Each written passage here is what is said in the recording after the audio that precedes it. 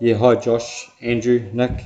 Just wanted to more model this up so that we could see that it was going to work on site. It's just in relation to the ridge beam that connects into the exposed truss out on the deck.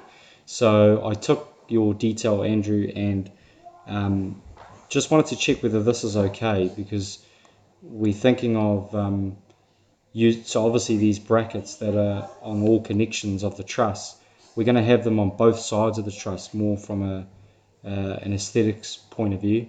But so the yellow, so that's one bracket on the outside, that's the truss, and then you've got another yellow bracket which is exactly the same as that one, and that gets bolted through, and then there's a plate coming off of the bracket on the inside. So that's kind of what we're thinking.